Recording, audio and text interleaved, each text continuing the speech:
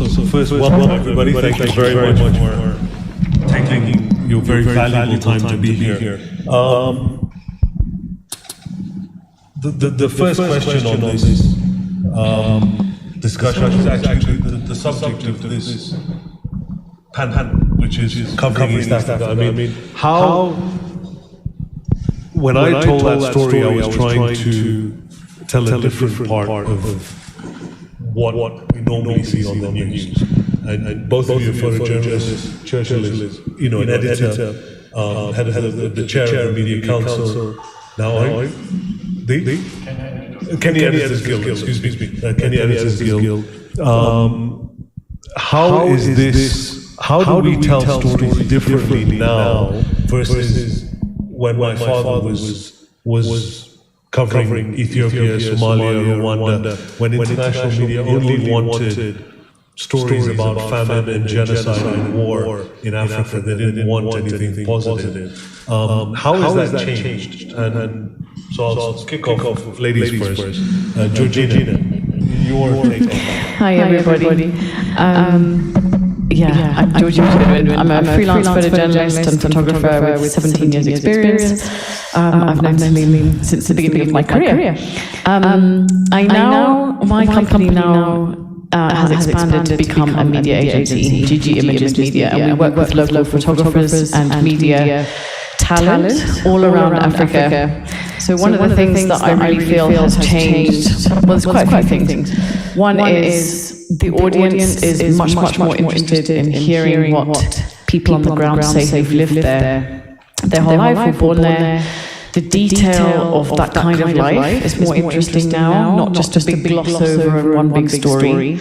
The finer details of what's going on a daily basis from the personal perspective of the people that live there. I think the authenticity of people's personality, characteristics in their daily lives is becoming very important.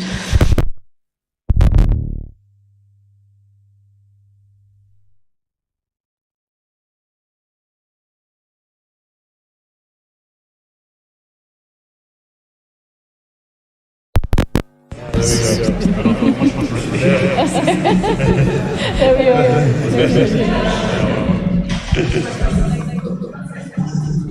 Are we back up? Are we back up now? Yep. Okay. Sorry. Carry on. Hi everyone.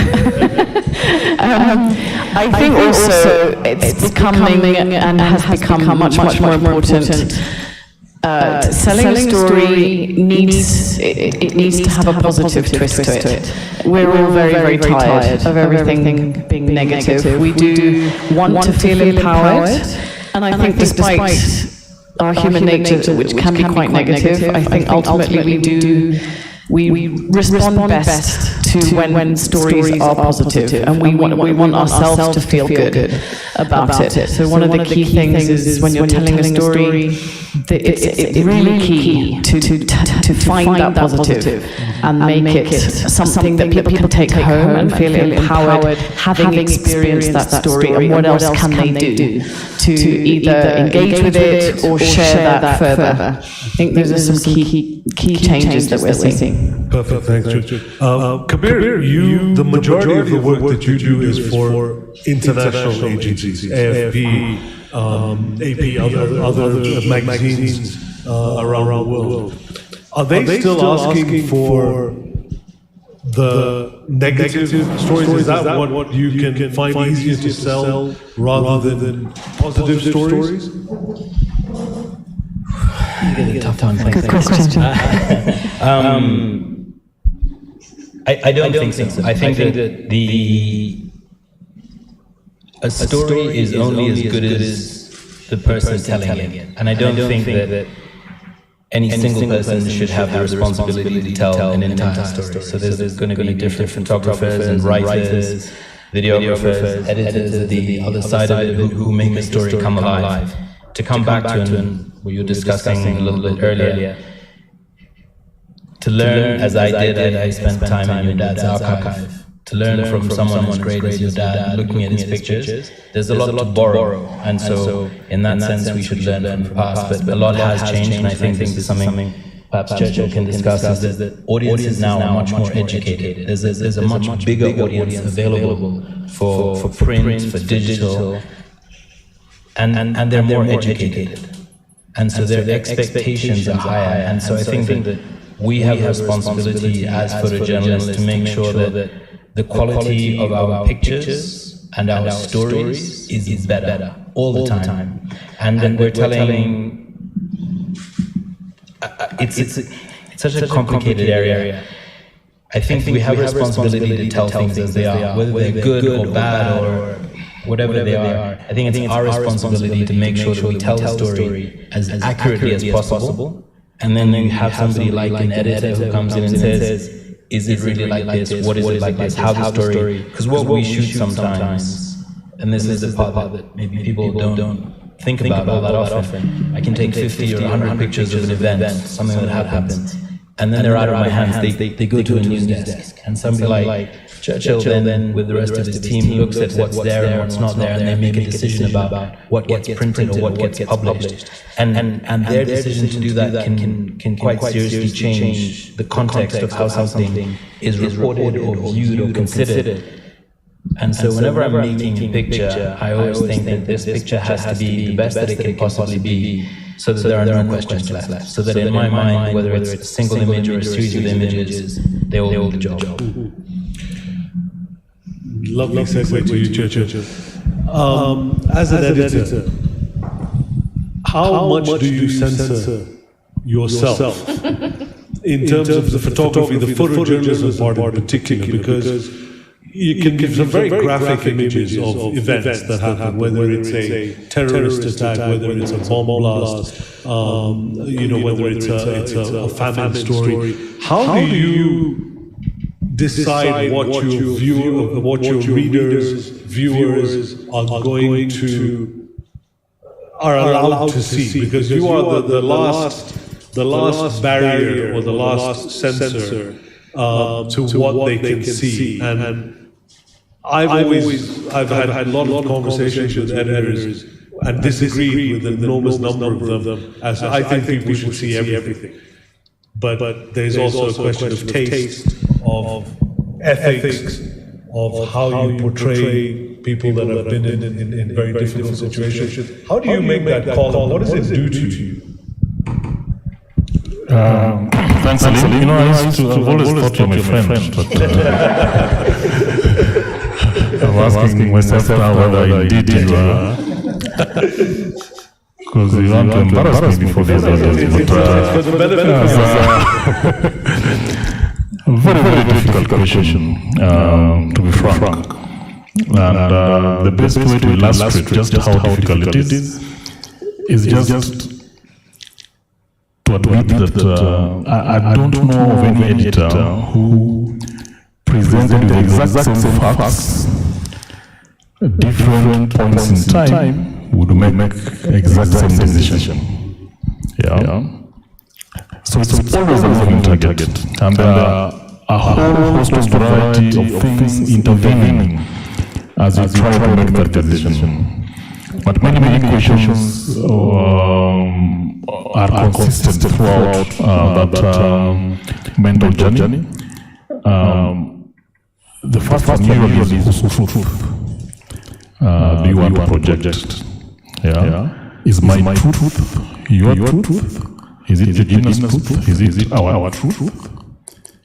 And as a limited human brain, how far am I able to actually accurately, calibrate that truth to a point where it speaks to the needs, the information needs of my audience at that very time. Sometimes the temperament that comes with the job at that point in time could weigh me down. The story that I read just before coming with that decision could be an issue. The phone call that I got would like to say our editorial policy, so the values that we put out there, that we stand with could be there. Other times it's more practical questions as to what choices do I have?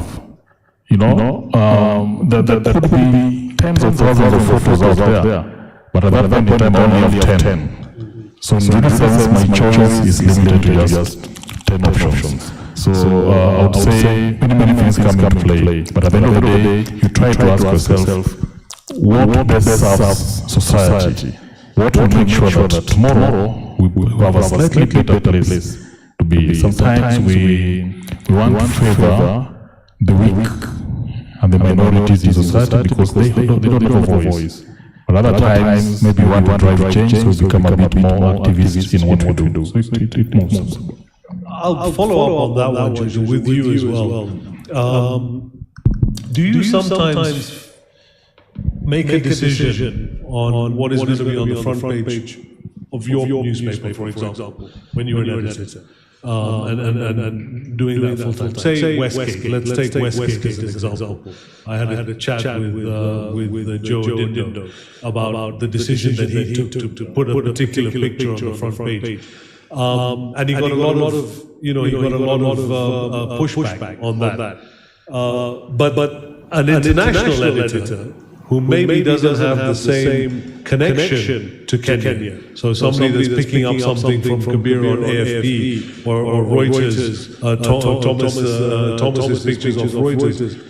They may have a completely different perspective of what they put on the front page of the New York Times or the Telegraph or any of these other big newspapers because they don't have that emotional connection. Does being in country, being part of the story, and seeing that it's your fellow brothers and sisters that have been affected by this, does that color your judgment in terms of what you think the audiences should see and the sensitivity of the subject?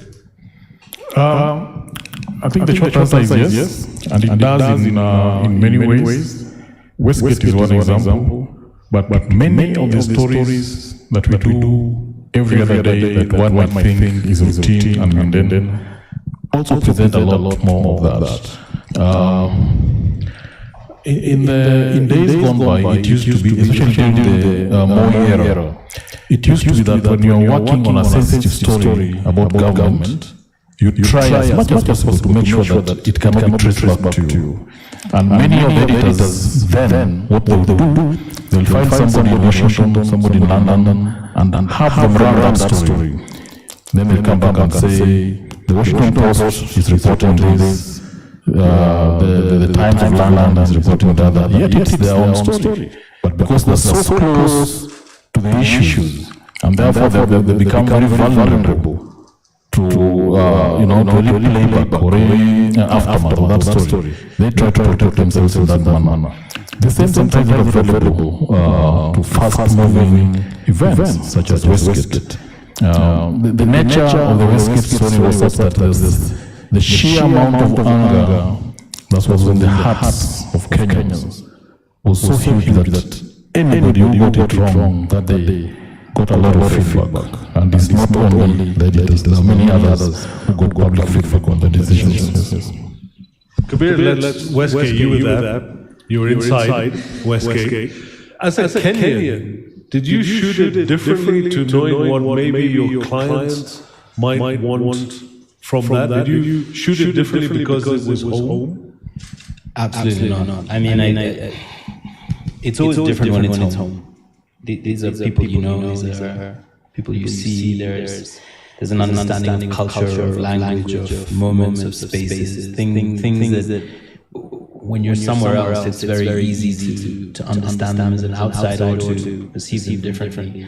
But when you go shopping somewhere, you never think that where you shop will be a picture. And all of a sudden you have to sort of re-see a space quite quickly. But I think that the job of a photojournalist is always to see it as honestly as possible. I think we have the same challenges that Churchill has raised as editors do, and Gigi will talk to this as well, but you've had a bad day, you might be hungover, you might, God knows what, you've had a bad call, something would have happened. These things all affect how you see a moment, the pictures that you make, but you have to have that ability, because for me, it's always been a great responsibility. It's the thing that weighs on me the most is you're telling somebody else's story. It's not something to be taken lightly. You have a responsibility to do to give 110%. You might not be good enough, and that's okay, but you can't give anything less than 110%. And so when you take those pictures,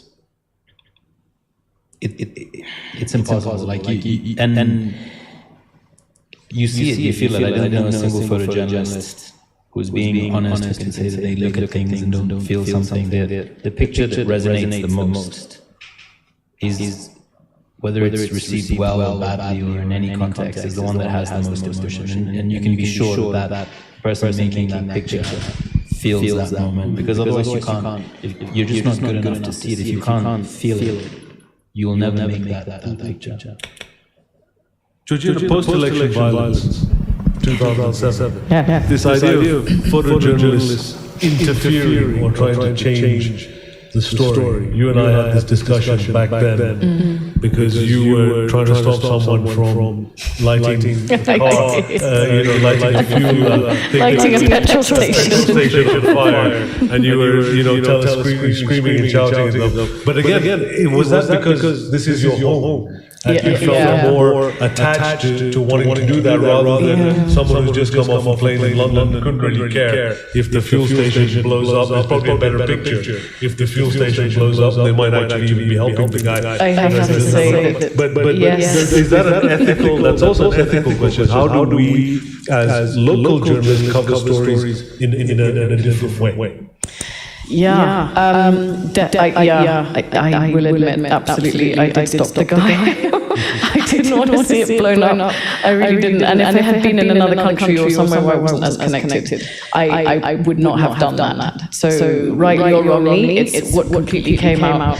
And fortunately, the matches were wet and it didn't light. So in the end, it didn't get lit. But I mean, there was a lot of scenarios during post-election violence where there's that line: do you interfere? Do you say something? How do you be a fly on the wall and create that space where you're connected as well?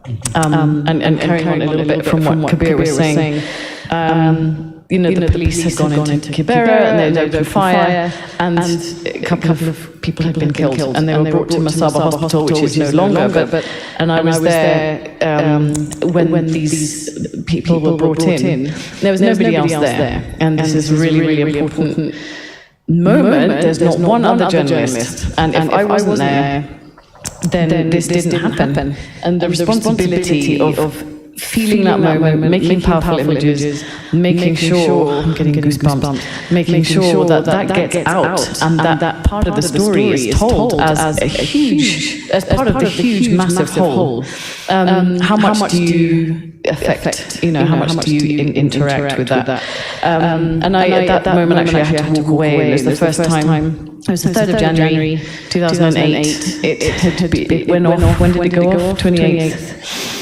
So it was a week of already fighting, and I hadn't really sunk in. We were just sort of piecing it all together. And I had to walk off, and I just burst into tears. And I just thought, oh my God, my country is absolutely in a really bad place. And I put my camera down, and I did help with a lot of those guys coming into hospital with bullet wounds, and some of them were dead.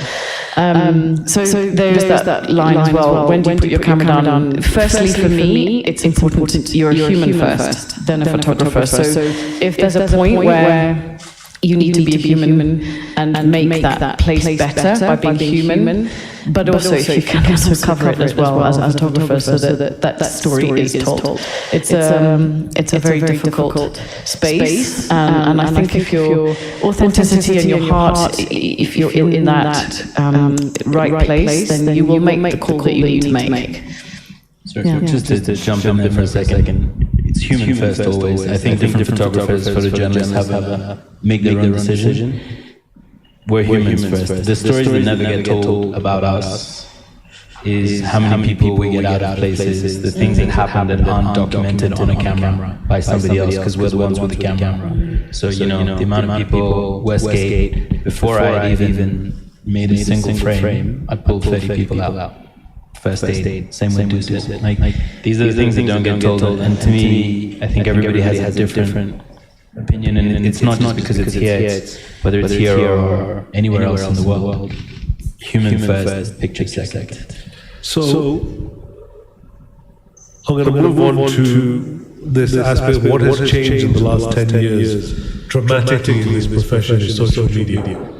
The chances of a photojournalist ever being the first person to get a breaking news event is about the same as winning the lottery. Breaking news now, any kind of event that is taking place will be captured by somebody with a mobile phone.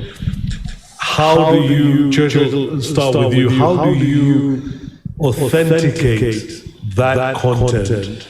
How do you know that you're competing with this, your publication or your bulletin is going to come out a few hours after the event has happened inevitably? How do you authenticate that content? How do you compete with what is on social media already and making the rounds on all these different platforms? And what is our responsibility to make sure that people get the full story? First of all, I think what you're describing is a good thing. And it's a good thing because it helps us ensure that important stories never get hidden. That the chances today that you get to cover or hide or censor a story, to use vocabulary that you used earlier, are much slimmer than it was 10 years ago, than it was decades back. Because somebody somewhere is always going to get that story, and chances it will end up on some TikTok, Instagram, Facebook, or Twitter. The position most newsrooms are taking today is that social media is not a competitor. It has come to democratize and empower the audience to tell their own stories on their own terms. But there are many others who might be a bit of a distance from that story, and therefore they would have many gaps in understanding the situation. And a lot of newsrooms today are investing most of their effort in trying to explain those events, trying to help their audiences understand what is that I saw on my Facebook stream or on my Twitter handle, so that we can connect it maybe to some policy, to some critical decisions taken by a powerful fellow in some big office, or even connect it to that persons who have voted a year, 2 or 3 before, so that we are able to thread these events which otherwise would be single actions, some of them mainly for entertainment, others are probably more than entertainment. But we don't, increasingly we don't see social media as a competitor. We see what we do as complementary to what the reporting that goes out to us people take photos around events in the immediate. Thank you. What's your take? Totally agree. I mean, on one hand, like the ability to get information now we were discussing earlier, I think for me the idea of a scoop is dead. Let alone the fact that when you go to someone like Churchill and you say I have a scoop, he's going to say so what? There's no money in a scoop anymore as there once was. However, I do think that like as a photojournalist who makes their living from this, social media has made things a lot more complicated. You might find editors or magazines or newsrooms less willing to take pictures from you because the pictures or the video, or it's already there, it's available. I think the last leg, but perhaps just something that gets forgotten, is that we've made a career out of doing this. And there are ways to tell stories with an understanding of all the facts that are happening. If you have somebody who happens to be standing on one side of a line, just filming what's in front of them with no consideration what's left or right or behind them, you're only really seeing that. And if that's what's shaping the story, then you don't have all the facts. And I think that can be quite dangerous. And as much as it's democratized the news, it's also meant there's a bigger backlash for us. I think the ability for news and for stories to become polarized is more now than it's ever been before. It's, are you with us or are you against us? Are you on this side or are you on that side? And so I think the responsibility is now to decide, to say we're here, and our job has always been to tell both sides or all sides of the story, no matter what. And so we still are invested in that, and I know that's where it comes as a reason we still have journalists on the ground, newspapers, etc., etc. And so that's what we're going to make. And so, for me, social media is great, but at the same time, it has a huge number of limitations, and also that it dilutes content. So if you have an important story, if you have an important picture, and social media is your media now, one amongst God knows how many billion. And is that picture doing the same job as, like, for example, when your dad took a picture? Thomas, welcome, Thomas. Hi, Thomas. Good to see you. Thomas has just come from DRC just now, so we're very grateful, very grateful that he made the effort to be here. Grab the mic there, Tom. I'll let you get your breath back. But I think that's the biggest one. So, like, when your dad took a picture, it could go in every newspaper everywhere in the world. Today, if any of us takes a picture, it's diluted by how many people, let alone the fact that these days there are so many more people taking pictures. So we're just competing, like Georgina might be there, I'll be there, Churchill definitely won't be there, but Thomas might be there. And so there's three of us competing to make a picture, to tell the story. And on top of that, everybody on social media. Your picture still has to be the best to do that, but is the content being diluted? Does it have less impact as a result? Georgina, your take, in terms of your conservation, wildlife, the more of the photography that you're doing now, there's more awareness of this, again, because of social media.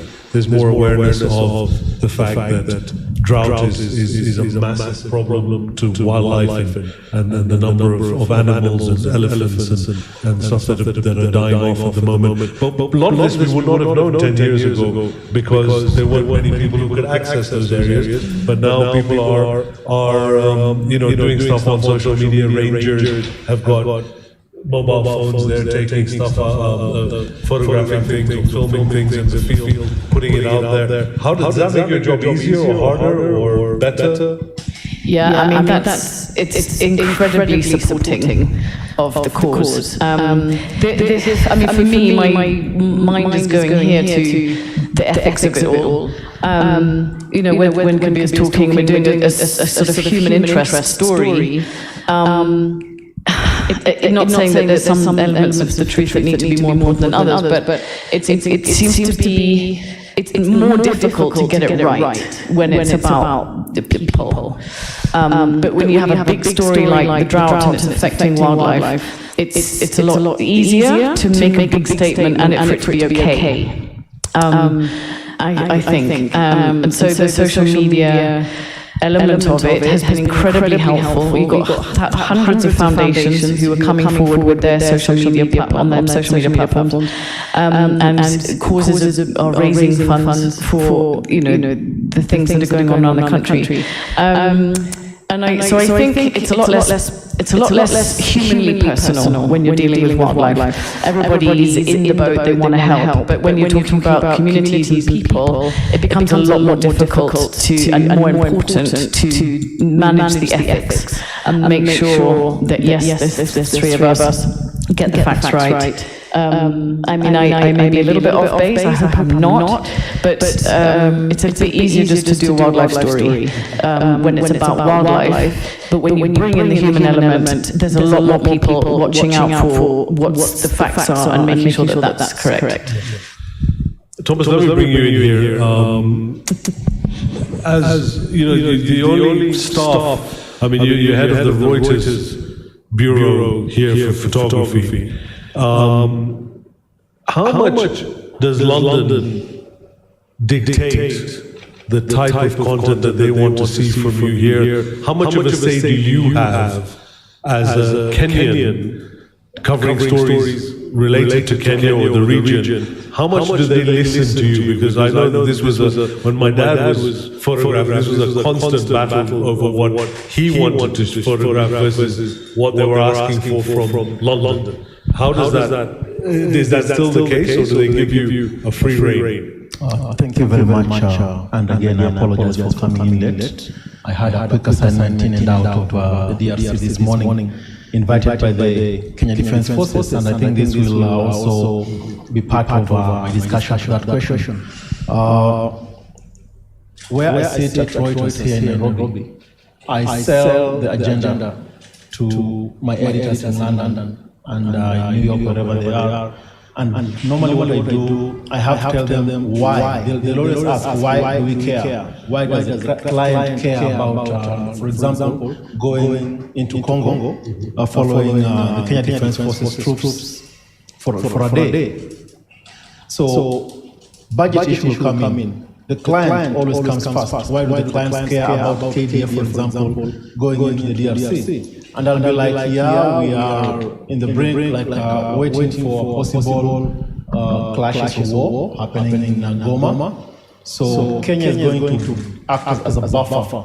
So I have to explain and let the editors know why the clients need to have this kind of coverage done, especially before a possible fallout between maybe Rwanda and the DRC. And again, we have to think a little cynical as we're trying to pitch some of these stories, because you never know what if there is trouble today. Yesterday, the former President Uhuru Kenyatta was in Goma. There were over 200 rounds of ammunition fired right outside Goma in a place called Camerapix. So he was planning to go and visit some IDP camps. He couldn't. And also that gave my pitch a little bit of weight. So we always ask him, like, why do we care about this kind of a story? Why they flip? Even if it's in Nairobi, for example, the building that collapsed yesterday in Kasarani, why do we care? Some lives have been lost or trapped. So it's something which, of course, we cannot just look at it passively. You have to go there, check out the facts. Maybe it was under construction, that's what we're hearing on social media, or a few people have been trapped. As we know, in different buildings, we'll have people who come in to sell maybe food to the construction workers. So it's up to the photographer to pitch a story to me, for example, if you are in whichever part of the country, and for me now to sell this idea to the editors, and they'll always come back and ask, why do we care? Okay, you want to get this story from a third party. There's cost implication. How much are we spending? And there are always different metrics. Sometimes we pick up stories, sometimes we don't pick up stories, but it's up to us to tell our own story. And unless we do it, like in the different editorial meetings we sit in from the continent now, we are getting to see more of our own stories being told, again, by us. And that is what is being encouraged. So unless the photographer or the editor on the ground, you can tell the gist of the story. And if you cannot defend your own story, then even no editor will be willing to pick up the story. Do you struggle the same with good news stories? I mean, if you want to do a feature on a musician, do you have to go through the same? I mean, is it even harder to sell that to the editors than a fairly hard news story? I think they balance. Also some good news stories. For example, last week I did some shoot in Taita Taveta. It was a good news. It's about drought, but it was a good news because this conservancy is giving the elephants and the wild animals plus the cattle in the ranch water. So it's some ray of hope in between a drought story. It's a good story. So for the editors, they'll be like, okay, so why do we care?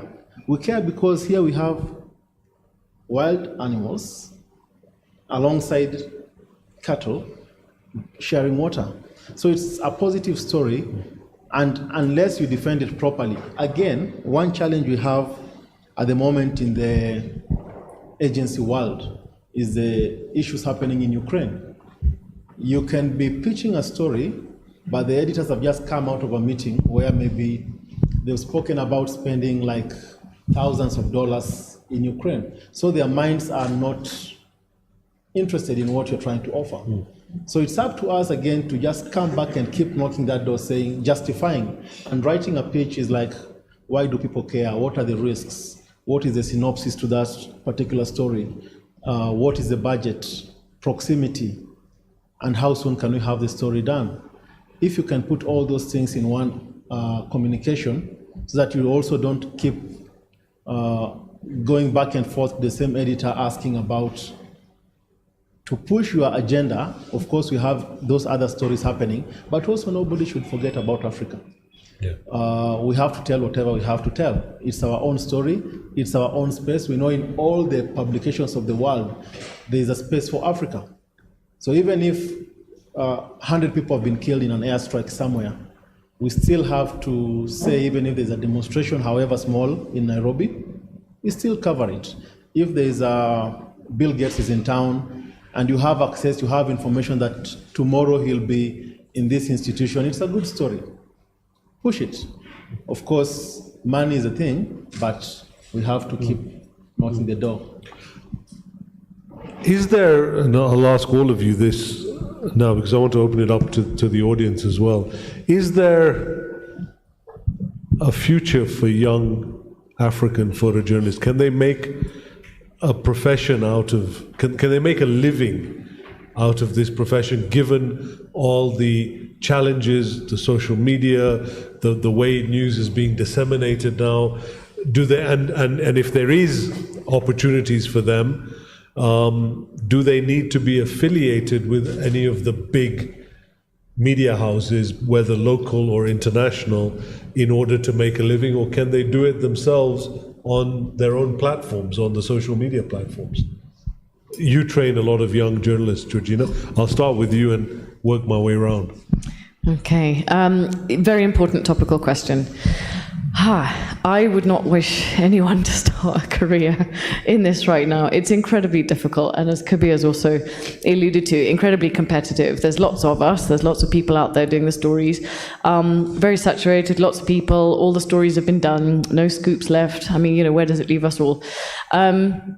It is possible, but those age-old qualities absolutely must come into play. Ethics, hardworking. The additional point I should add here is that you kind of need to be, if you're a personality and you've got a big character that can help get that propelled out, definitely it helps. And if you have a social media channel, Instagram, for example, and you like taking pictures of yourself, then, and the world thinks you're quite interesting, then your story and how you say things are going to be listened. People they like role models. They like to tune in to people who have good, fun things, but also some authenticity with it as well. So hardworking, authentic. If you can partner, link yourself to names already established. That will help jumpstart you. But I think if you have a vision, if you have a passion, there are people out there. I mean, I remember reading a story the other day from a young Kenyan photographer journalist, and she's doing a story on braids, African hair. It's cool. It's an amazing story. There's little spaces that are available to expand into. If you have a passion, if you have something to say, and you're very passionate and dedicated about it, people will listen. They really will. It makes a difference. Kabir, enough money to get the same pair of shoes, or Fashion. See what you missed whilst you were away. Yes and no. So I think that it's funny because I've had this conversation with Thomas at length. I think it's to do with the changing nature of things at the moment. I think if we look at the traditional model of what a photojournalist was, just for full disclosure, the first editor to ever take any pictures from me and publish them, even though they were horrific, is Mr. Thomas Mukoya. So I owe most of my career to him. I'm not sure that you'll find that many editors who are that kind anymore, given how competitive it's become. I think the changes that have happened are that equipment used to be an issue. I don't think that's an issue anymore. Everybody has a phone, and the quality of the phone makes almost every picture publishable, or video for that matter. And with things like social media, everybody has a publishing channel. So if you think about it in a sense that before there used to be a certain number of media houses or wire agencies, and they had bigger budgets because the clients were paying more money for those pictures because they were less available, that's now no longer the case. So I think in the traditional model, photojournalism is definitely dying. However, if you try to do things the way they've always been done, nothing will change. And I think the opportunity now for young photographers today, photojournalists, is to reinvent what's possible.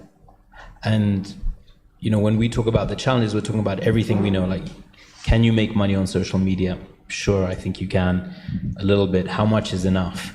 Can you make money the way, you know, do freelance photojournalists get paid full time? Can I, if I go to Thomas and I pitch him, or even Churchill, and I pitch them stories, one a day, they're not going to take one story a day. They just don't have the budget to do it. It's not their choice.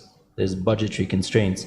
And so the question is, at the end of the day, are you going to have enough to live, to pay rent, to food, to get your equipment, to all the other bits and pieces to have a career? And so that's why the flip of it, which hasn't quite happened yet, is for young photographers and photojournalists to reinvent the model and understand what can be done and how it's going to be done. And then people will buy into that. In the same way that CNN started 24-hour news before there was 24-hour news. We need that reinvention in order for photojournalism to survive. Otherwise, it's going to be extremely tough. Chicha? I would say it's complicated. I'm told that's a word that is used a lot on social media. We've been sitting here the whole evening. If you're keen, there've been cameras clicking all the way the whole evening. But you can hazard a guess that maybe they're not the same shots. So every single photographer comes to a scene with a certain sort of niche or interest. And that gives them a chance to highlight or emphasize, you know, a particular perspective. And depending on who is interested on that perspective, maybe they can sell that photo. But it's a lot harder. It's a lot harder that you get this perspective that only you have. I've seen some photographers who try to make that possible by adding some equipment to their cameras, by finding ways to get to hard to reach places so that, that they have that photo that nobody else has. It used to be that the way to do that is to hire a chopper for a few hours. Then somebody made drones, and we all have them as toys. So it's a moving target, always changing. We live in a world where the people we are trying to show these photos to, their minds are also racing for other things. The SMS that just came in, the WhatsApp message, the interesting TikTok, you know, they're always on the move. So sometimes they don't stop long enough to even fully take in the photo that you gave. But I think we cannot give up, because those photos bring authenticity to the stories that we must bring, and we must find interesting ways to do them. Tom? Thank you. I think the future of photojournalism is split equally. It's dying, at the same time, it's struggling to stay alive, in the sense that any new budding photographer who has a lot of passion in photojournalism and is willing to work around trusted, verifiable, ethically correct kind of stories, they'll find a space somewhere for publishing. If you look at, for example, the photographers who have spaces or pages on their social media accounts, and they're always posting in like quality, verifiable kind of stories. Of course, not oversaturated, working within the ethical guidelines of a photojournalist. These are photographers who end up getting assignments. Right now, for example, Reuters, or let's take an example of New York Times. Before they send in somebody, for example, to Nakuru, there's a story happening in Nakuru, they'll come and scan the pages about people who live around Nakuru, for example, on the different social media platforms. And if they find there's somebody who can do some beautiful work without a lot of manipulation and, of course, operating within the set standards, they can get assignments. Where I work, we have a department called the UGC, the user-generated content. These are people, for example, something happens in, just give an example, Mombasa. There's a breaking news that has happened. The search engine will come into Mombasa and search the latest pictures and visuals about whatever's come out of Mombasa. So as a good photographer, if you're taking some very beautiful, very nice, verifiable pictures and keeping them to yourself, it doesn't help. But if you're taking this good work and posting it online, Mr. Mukoya may be in Mombasa maybe in an hour, but you are there right on time. Even if my work is published, my editors will still come round and search what else can we get out of this particular story to make it more comprehensive, more wider to the client, because everything is to the client. And if they find, for example, you posted, of course, content that they can verify, your own work, they will buy it from you. And over time, I have a few examples of people who have transformed from social media, and we now contract them as stringers, because you find that the way they shoot well, and their work is good. And if you keep on posting your work online, then at least you are showcasing your work for people to appreciate your skills. But on the other side, the death of photojournalism is the technology is really killing us. You find that, again, we are competing with anyone and everyone. Somebody's drowning, people are busy taking photos and videos, and they are competing with us. Before we get there, there's already somebody who is there. So it's also up to us who are like in the industry to compete with the internet and mobile phones and iPads and everything. On the story bit of it, let's say with NGOs, an NGO will book a photojournalist to go and tell their story because they see the skills. You can have some very interesting skills and they feel your storytelling skills are good enough. They can either pick from the agency, the newspaper, or social media. Of course, you go out to the field. It depends how you normally tell your story. So some people who used to work in the information departments in the different NGO world or corporate world, they've now become slowly taking our space. They don't require fancy cameras, using their iPads, their whatever, good phones. They're able to do the same. And I've seen in the few assignments that I've done with some of the corporate people, they will try and follow what you're doing. They try to appreciate your eye. You take a particular photo, they will ask you about the photo, or maybe take the same. Some assignment I did some time back, I came back to Nairobi, they never used any of my photo. I realized they were paying me to use my eye so that their corporate person can also be grabbing the same, not of course perfect, but something close to what I have seen around. And then they use them all over their website and in their magazines and in their calendars. So the death of photojournalism will come in different formats, but it's up to us now to try and make it survive by diversifying our skills and posting, of course, as much as we can. Even if you're going on a private corporate shoot, don't keep them to yourself. And look at the copyright agreement you're doing with the client, because you can have a very good shoot. They've hired everything, including maybe a hot air balloon, and you're not supposed to put those photos anywhere. But just read between the lines and appreciate that. Tell them, okay, maybe after a month or two, I can be able to post my work out. Because maybe in the following year, there's somebody who also wants something close to that. If it's a drone, if it's a hot air balloon, if anything, even if it's an aerial shot, underwater photography, your skills will help you if only people get to know who you are. There's one very young budding photographer in Lamu. She's, I think, 16 years old, and she has a very big passion in underwater photography. So she doesn't have a Facebook account, Instagram account. She's nowhere, but she's very good. The kind of photos she takes underwater, they're just amazing. And I had a discussion with her, why don't you open up pages? So she said her parents have not allowed her until she gets to 18.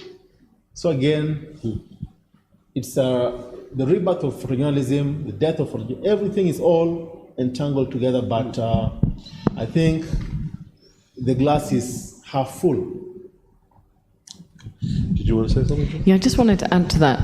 Well, I've been watching in the photography industry the last 5 years, more and more and more, the door is being opened and the space is being widened for, politically correct terminology here, underrepresented communities and people. So if you are coming from Africa and you're a local photographer, people are actually ready and willing to hear what you've got to say. The door couldn't have been wider. It's not been this wide ever since the birth of photography in Africa. You know, to the detriment of the voices that have been heard for the last 30, 40, 50 years, they're not being listened to as much. The door really is wide open. And I'm seeing a lot of people's work being shown, a lot of platforms really celebrating that, African women photograph. A lot of photographers and media and visual creatives' work is being looked at and seen. Women photograph, African women photograph. There's lots of platforms like that where if you have anything to say in any way, shape or form, people are actually there and they do want to hear. I want to open it up to the floor in a couple of minutes if anyone has any questions. Got some hands up there. Can we get some mics, please? Or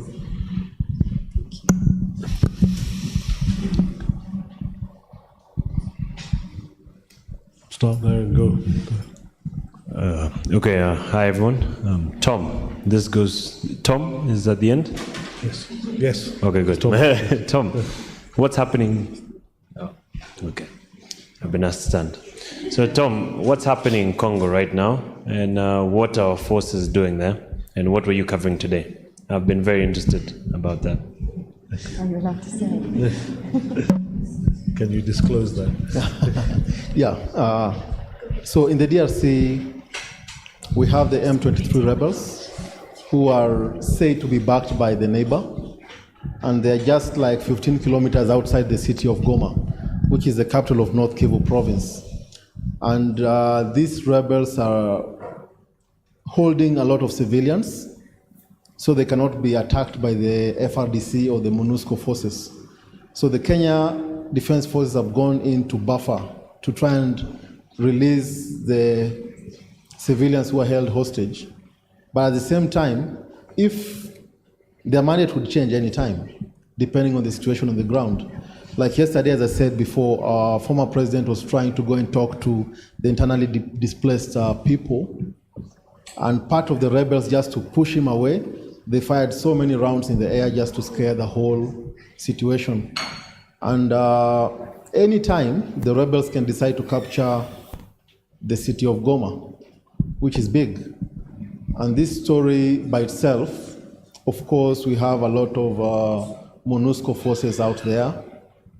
We have a lot of East Africa standby force, which is Kenya, Burundi, South Sudan. But their mandate is not to go and fight, but just to try and pacify the areas, set free the civilians. So in the event that things go bad, they'll have to change their mandate and, of course, defend themselves and defend the civilians. So it's one story which, as a photographer, we should be ready to move in. And with the history of Congo, normally Decembers and never peaceful.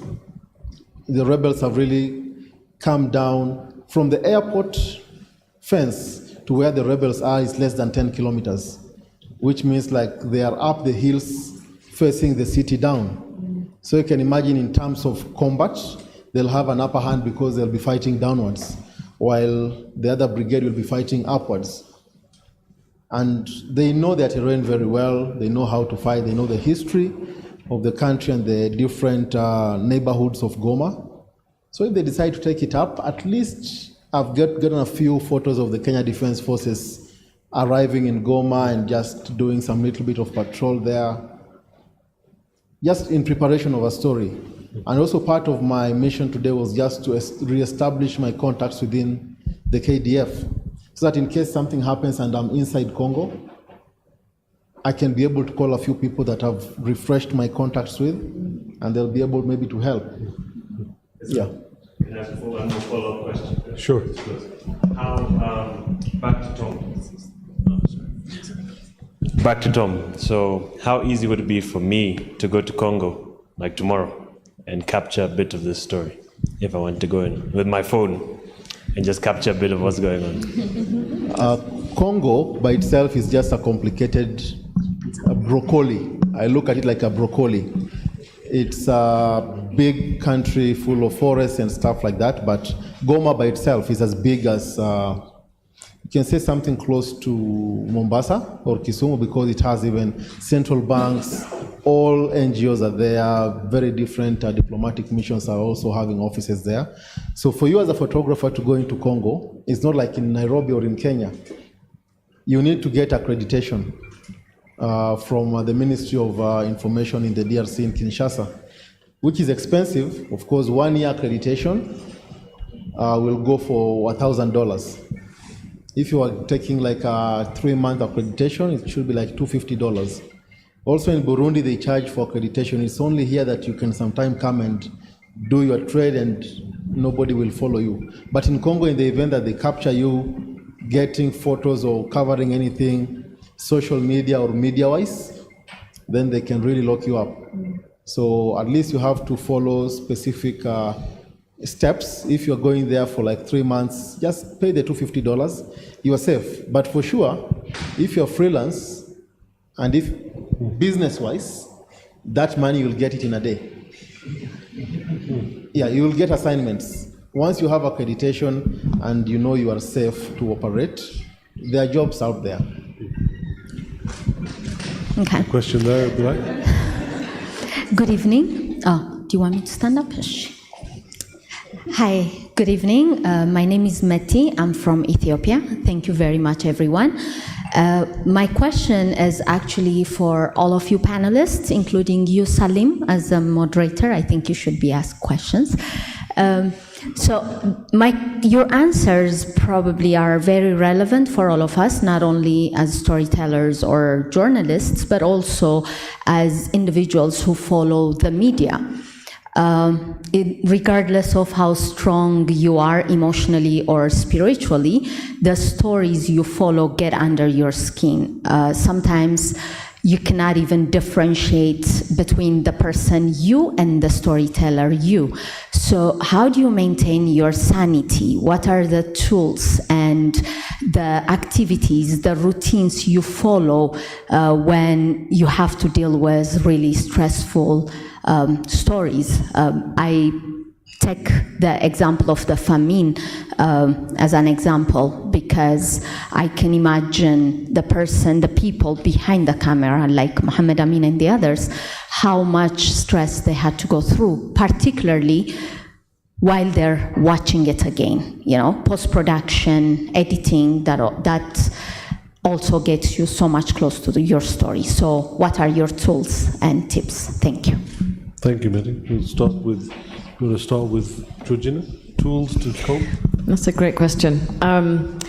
I think not going through it by yourself is quite important, even if you don't work with somebody on location, but just having somebody who's going to help you in the edit, or somebody who's back home that you can connect back with. Just a grounding space is really important. I think it's very, very important to have a place where you can decompress, share what you've seen, talk about what you've seen. And I think that's actually our responsibility as the people that see these things, sometimes firsthand, sometimes not. You've got to take responsibility for yourself. If you need to see a shrink, if you need to see your best friend, if you need to cry, if you need to not cry, but you actually have to face it for yourself, because it is incredibly difficult to process a lot of that stuff. And if you don't do it, then you're actually going to affect yourself long term, and you're not going to be able to be objective about your job, and you're not going to be able to potentially carry on in a sensible way. So, but there are some things as well that you can do if you know that you, I mean, very, very small things that I heard about. I can't remember what it's called, but if you take something from home with you on these kinds of jobs, it's something that keeps you in reality. You often transported out of your own real headspace into these shocking, difficult spaces. If you have something, even a physical something, with you, then it helps maintain your reality. I think that's really key. So those are the two things that I would make sure I do. Kabir?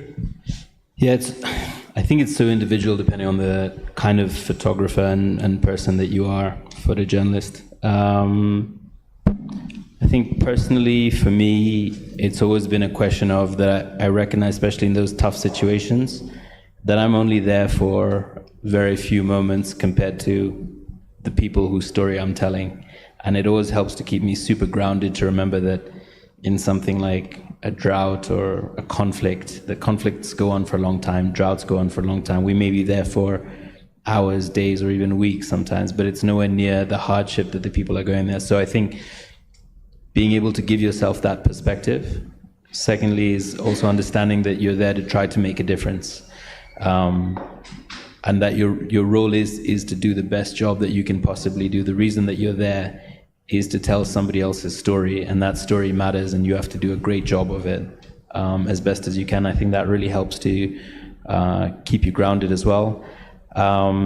Colleagues, big stories, small stories, like these days it's very hard not to.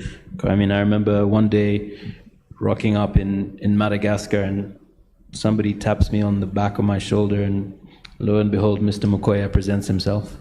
And so having your colleagues around to, talk about things is always a good one. And then I think on the home side is making sure you just live a good and healthy life, do some exercise, eat well. Remember to live as well. I think that one of the biggest challenges is people get so invested in the story sometimes that they forget it's important to remember all the good things. We want people in those places not to go through what they're going through, because we'd like them all to have a better life. And it's important for you to sometimes to make sure that you have that good life so that you can remember to enjoy it, so that when you come to telling their stories, it's that much more understandable. Chechu? A very difficult question, my sister. Especially because the nature of storytelling, no matter what format of journalism it is that stories tend to take you over, especially the powerful and good stories. They just sweep you up your feet and wash you off like a flood. And sometimes before you know it, you are so far away from home. In the institutional newsrooms, we've tried to, create opportunity for ourselves and colleagues to get a moment for them to just decompress, as Gigi said. And we're also trying to get the leadership in the newsrooms to do a better job debriefing colleagues when they come back in, so that you're able to sometimes put a thumb on how together is this fellow after coming back. But I think what from my experience, seems to work the most is the acknowledgement and acceptance by that individual that the first responsibility is their own, that they need to take care of themselves. And one way that I've seen working a lot of time is having a social system, a social network, true friends or significant friendships that are able to see you for you or who you are, but sometimes they'll be the first responders should it seem like a story is weighing you down. So I think it's very, very important to have friendships and to sustain those friendships so that, because sometimes you can't see yourself. It's your friend who is going to be able to see you and who's able to play back what they're seeing to yourself. Thank you, Jude. Tom? Yeah, I've been listening to my colleagues here, and I think they just said it all in their own different ways. You must be a character to get good stories, and I would appreciate, like my colleagues also in the audience, I shouldn't be sitting here. We have Irungu Daniel over there, who is shooting stuff with the APA. We have Patrick over here, who does a lot of freelance work with the AP, sometimes different Reuters and other agencies. So you have to be a character. For example, even if something is already happening, a story is already taking place, it's never late for a story to continue happening. You can come in even the second day, but if you have, if you're a character who is keen in telling the story, it's never late. You'll still get it. It's like we've had the crisis happening in Ukraine since February. If you're a photographer and you feel you want to tell a particular story and you have the guts, you'll get in there, tell the story. The same stuff happening around drought in Kenya. We're receiving rains in different parts of the country, but if you feel you're a character, you feel okay, you must develop that other sense that tells you and gives you the drive to proceed.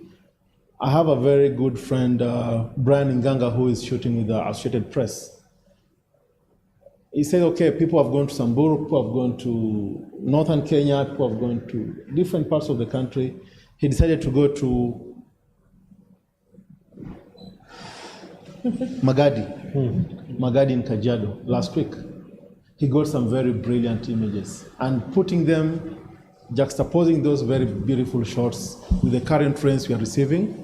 Then we come to realize, okay, it's raining, but people are still being affected by the drought situation. So you must create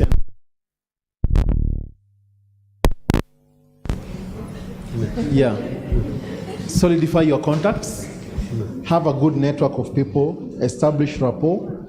Of course, when we are at work, during our work mode, we rarely talk. If you find a photographer who is talking and shooting, they won't be there in the coming 1 year. Many good photographers will just keep quiet and do their trade and then talk afterwards.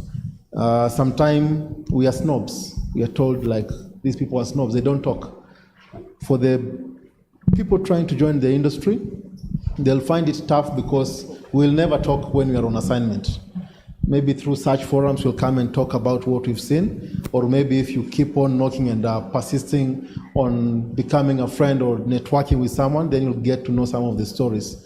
So for you to capture some of these captivating stories, you need good time, which many organizations will not afford you, agencies, newspapers, or if you're doing it on your own, you have the time. But if you have the time, maybe you don't have the money, the budget to get yourself to position X, Y, Z to get that good story. So you can pull together resources with other people. And again, photography is so wide. All of us, we can just jump into this open space up here, but we'll never collide photographically.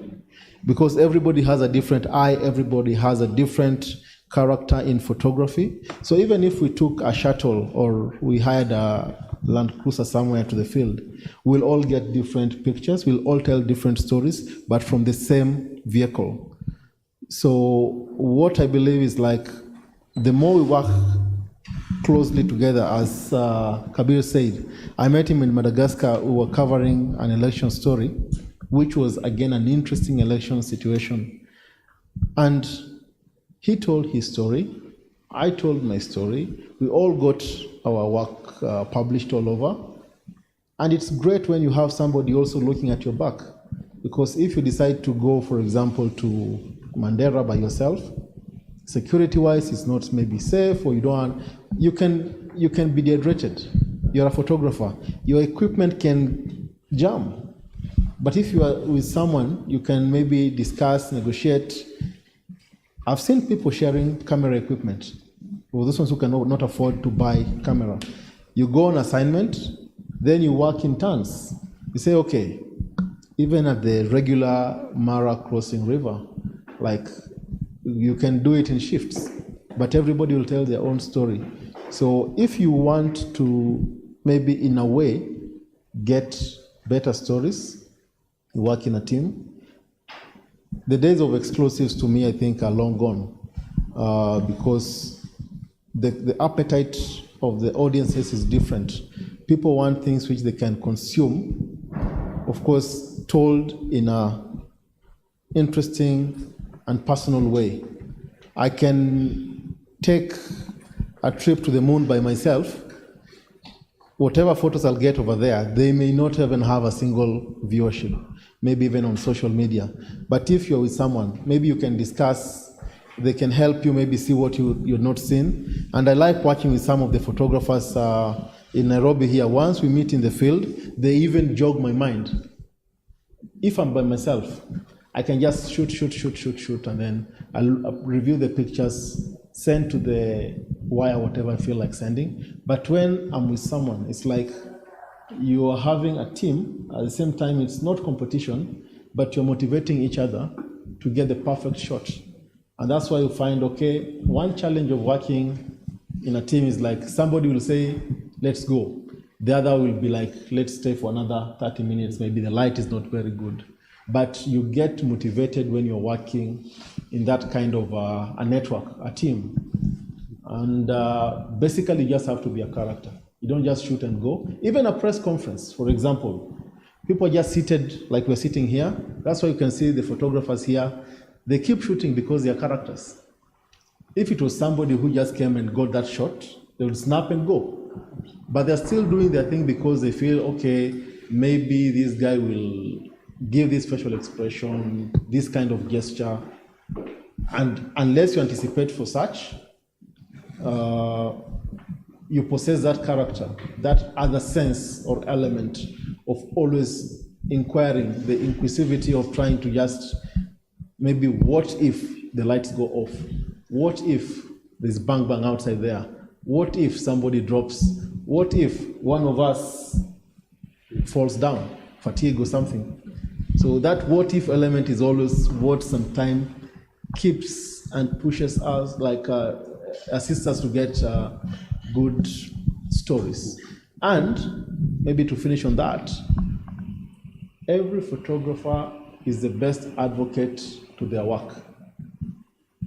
Whatever shots you've taken, I can tell you these are brilliant shots, but unless you have the faith of showing these pictures to the people to critique, not criticize, but to maybe discuss the images, then it will be difficult.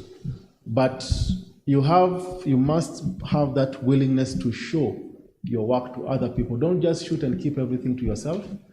I sometimes share with my colleagues in the field before going to the office. Sometime, not all the time. But when I'm in the office, I would call other people from other departments if I'm working in the office. From text department, TV department, even the office cleaner. Come, let's see what I have today. And they'll come and appreciate. And I've advised them not just to tap my back and say this is good.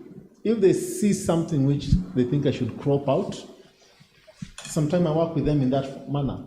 And I believe in a way, they will also develop some skills if they are text reporters and they're going to shoot some assignment which I'm not there using their phones. They are able, because they've developed some interest and experience in seeing how we do it, and they get better pictures.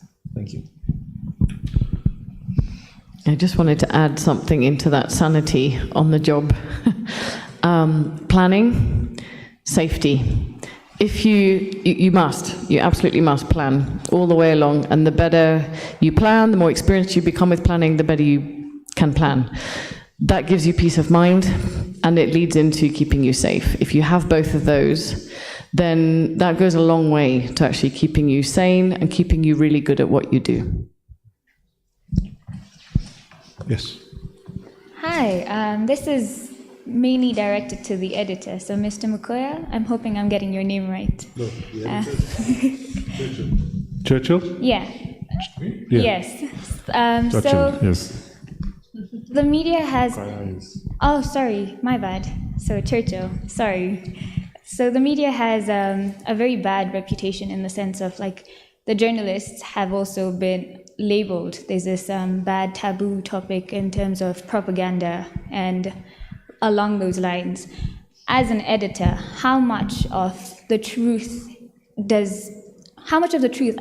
actually reaches the public, the general public? How much of it is botched? How much of it is something that you have decided you're not going to show just because it's a particular type of thing?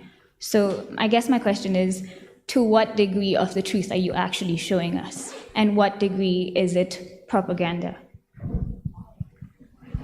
You get all the easy questions, Churchill. You get all the easy questions. You must be afraid of Salim's.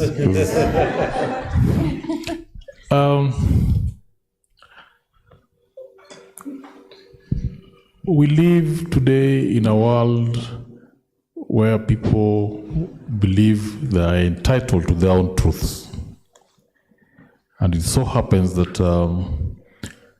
those who are in the most privileged positions want certain narratives to be, to be mainstreamed, if you like, and they invest quite a bit to make sure those narratives take root. We have, dozens of PR entities in our towns, and the only reason they exist is to try and make sure certain narratives around companies, brands, significant individuals obtain. So in our newsrooms today, the one thing we keep happening and we keep trying to train our journalists is the whole science of verification. When the CS for internal security or the CEO of this major telco or this governor or whoever it is a newsmaker comes through with a certain story, they issue a press release, maybe they issue a statement. Believe you me, we try to ask our reporters, and we also ask ourselves, what is it that I'm not being told on this matter? Yeah. When the anti-corruption chiefs come and tell us, I'm going after so and so because he's stolen so much, and then in a few weeks' time, the same fellow is, set free and is enjoying all the trappings of power. We keep asking ourselves, what is it that is being hidden from us? We don't always have the luxury of the complete set of facts on an issue. And the biggest ethical question then becomes, do you wait until you have everything? And how would you know that you have all the entire, set of information? Or do you tell the story according to what you have in the hope that when you put it out there, somebody in the audience, somebody somewhere is going to recognize that there are bits and pieces that are missing and will step forward with that piece, those bits and pieces. And when they do, and you're able to verify that additional information, that you can actually take it and add it to what you had published initially. Huge question, but I think increasingly what we're doing is the latter. We've come to recognize that it's unlikely that you're ever going to have very completely comprehensive set of information and data on a situation, and that these must be co-created, if you like, and therefore as long as you have enough to set a narrative, you give that narrative some air, some sun, and hope that those who know more will then step forward. But that said, I also know that in our media, sometimes it's individuals, other times it's entities, for whatever reason. We've had situations where they collaborate to make sure that certain stories don't come through. Other times they do it because of huge bits of dilemma. A major dilemma that keeps recurring is sometimes you have a story or a major advertiser, maybe you don't have the full facts, but then the advertiser begins dangling that check on you, and you're asking yourself, do I take the check and pay my journalist, or do I reject the check and be left with hungry journalists, and therefore can't tell all other stories that could have been told? Huge question, but a very practical one that editors have to confront. I'm sure I haven't answered you, but at least I've helped. Thank you, Jojo. Any other questions? We can, yes, we'll do the last one because I'm wary of everyone's time as well. So we'll do the last one here. Good evening. Thank you so much for... There we go. Good evening. Thank you so much for this panel. I really appreciate it. Hi, I'm Ms. Maisha Jemison. My question is more so for anyone on the panel. Given advancements in artificial intelligence that allow for the generation of convincingly real photos and videos, are there ways that you all are safeguarding the authenticity of your work and storytelling in order to combat disinformation? Thank you. So that's one of the questions that I had. It should be the photographers here that are going to answer this. How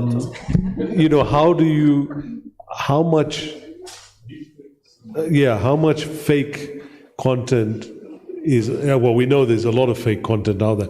How do you guys differentiate it if you receive it from a third-party source?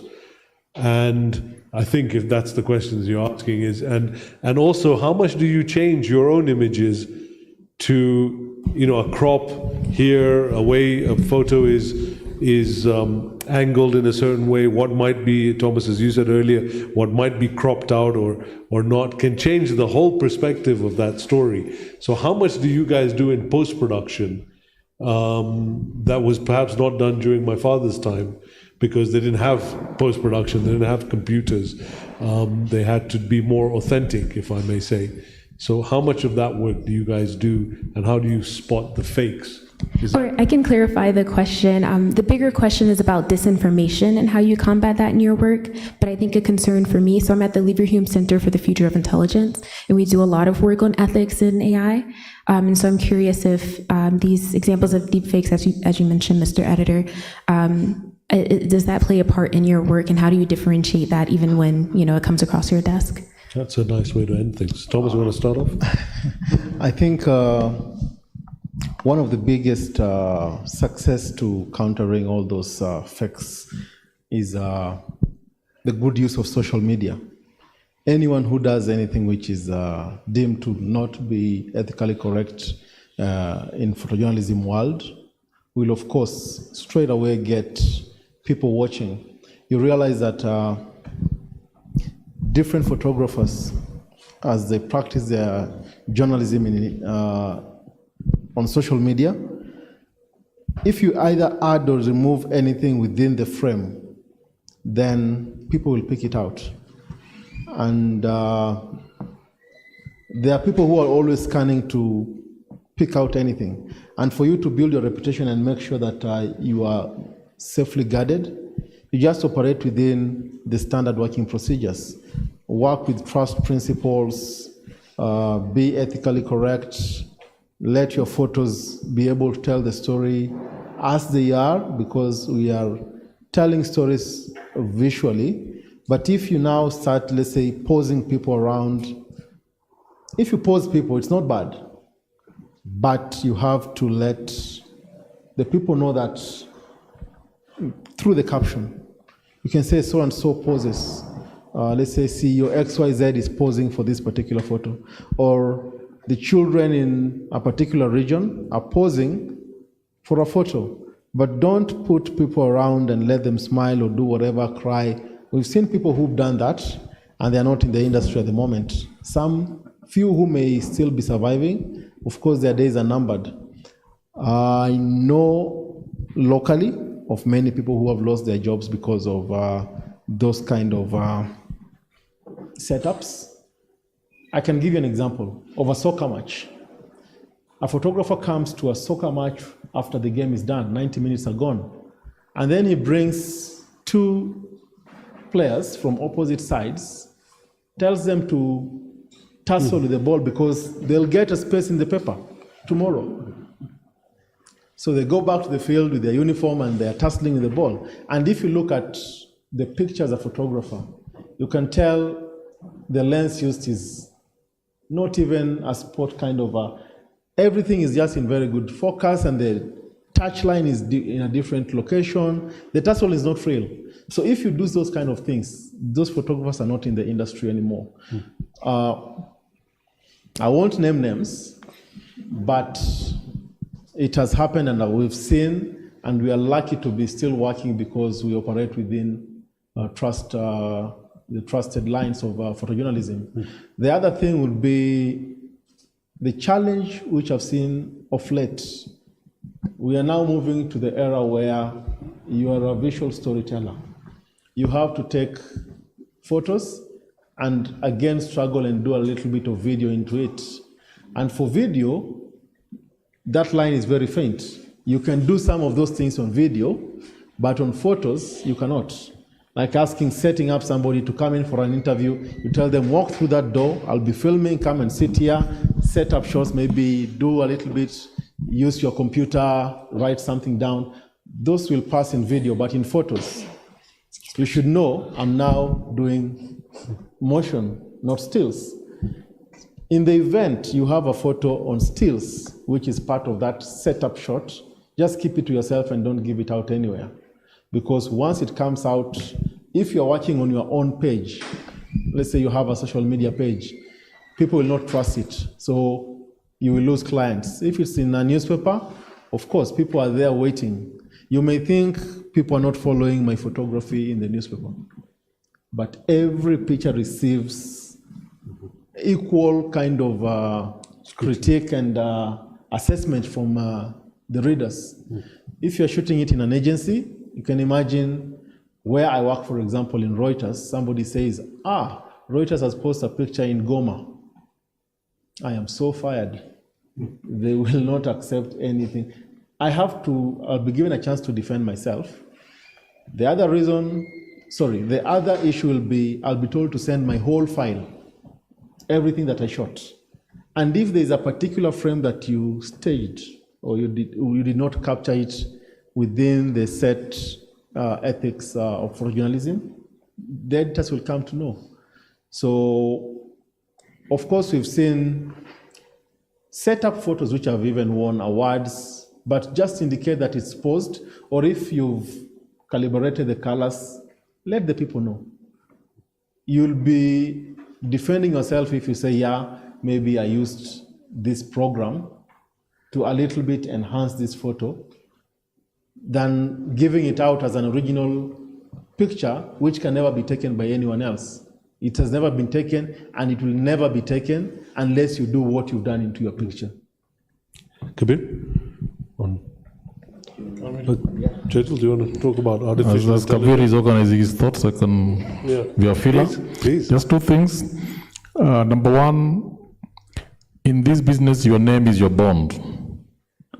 So a lot goes for the track history that you've developed over time.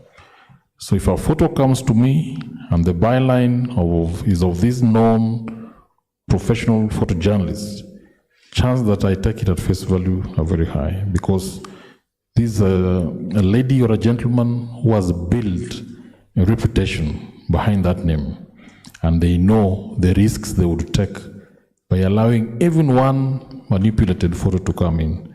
Because the day it's found out, that's the day that whole reputation comes down.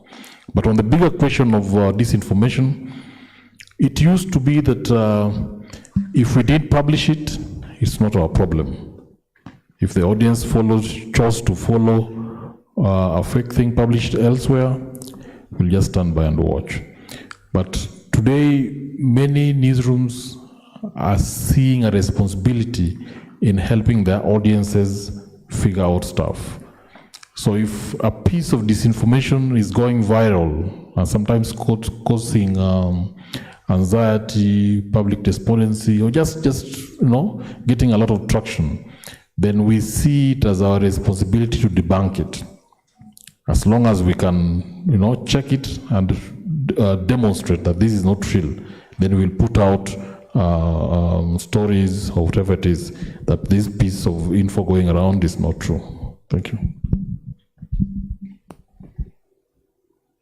I think Churchill has covered it, and one thing that everybody often forgets, I feel like I like to call ourselves an endangered species on the verge of extinction. We only get one chance to make a mistake. Your name is absolutely everything that you have, and it's your reputation. Thomas has just told you one story about the photographer with football. Churchill can tell you, I've been making pictures now for 20 years. The burden is on you not to make a single mistake, because the first time I make a mistake, as much as either of these gentlemen may think I'm okay or like me or not, they will never use me ever again. And that's not just them. Once your name is tarnished in the industry, your reputation is finished. You won't get a job for corporates, you won't get work with NGOs. You basically have to think about what you're going to do with the rest of your life, because it won't be making pictures. And so I think that when you measure that against our responsibility when we go places to make pictures, to try to tell the facts as best as we can, there are limitations. At the end of the day, depending on how you like to see things, 35 mil, 50 mil, 70 to 200, whatever you happen to fancy, there's only so many things that can happen in a frame, and you can only look at what's in that frame, and then as you look around you, that frame, as you make one picture here, something might happen behind you, and so you turn, and by the time you've turned, you've missed it. But at the same time, no matter what's in that frame, know that it weighs on us heavily that you can't make a mistake. There's no room for mistakes. And especially now with the technology, if I send a file to any newsroom, all the metadata is in the picture. And in fact, if you are cunning enough and you try to hide your metadata, I can guarantee you neither newsroom will take your picture. They will ask you to send you the file, the original file. And so I think that even when it comes to manipulation, like we've had this conversation over and over, but we've basically gone back to, I don't do anything to my pictures anymore. You make the picture on the camera, you file it, it's as it is. I know that Reuters now have a policy that that's how the pictures are made.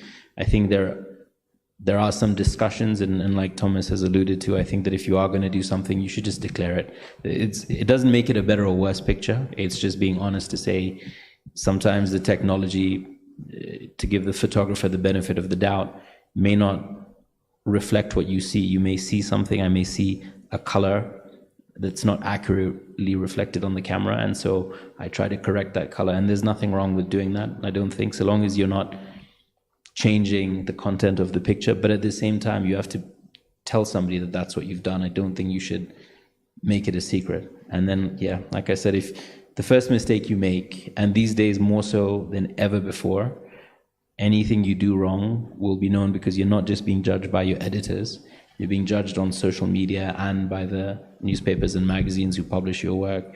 So yeah, your room to make a mistake is basically zero.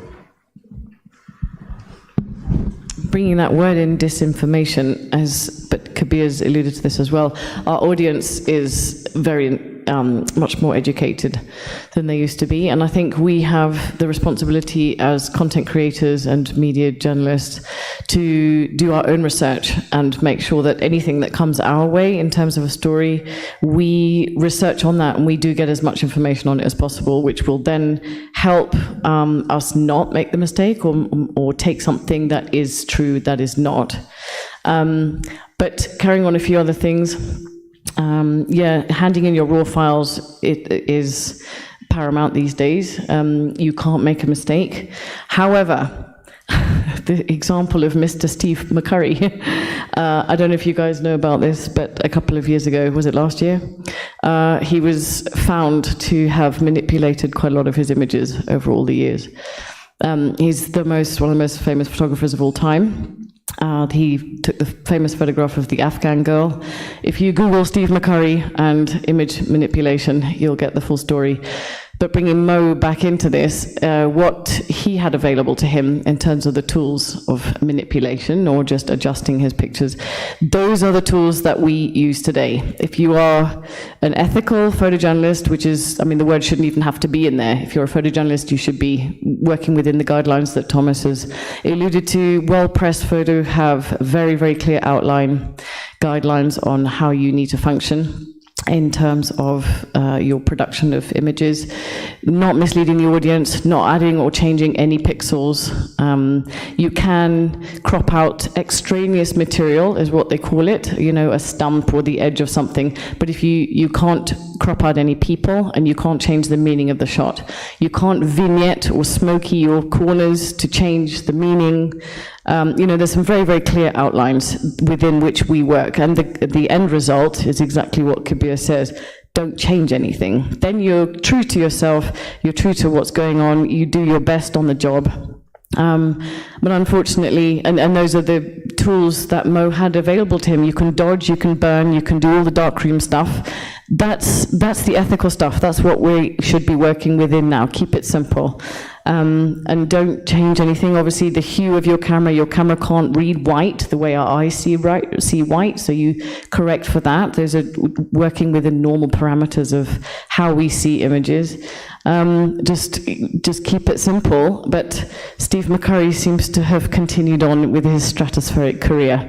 So some people can get away with it, but for most of us who are working to earn a living and trying to be the best authentic people we can be telling the story, you just take that option away. It shouldn't even be something you think about. Good, thank you. Thank you, Trujina. Well, I'm so glad we work with original negatives that we've not changed from 50, 60 years ago. Thank you all. A very big hand for the panel. Thank you, everybody, Thank you, everybody, for your time, for taking the time to come. It's a Wednesday night. I know traffic is horrendous, and we really appreciate you guys coming here. And thank you, Baraza, and the team as well for putting this together. And hopefully we'll see you again soon. So again, thank you, ladies and gentlemen. Thank you, Salim. Good.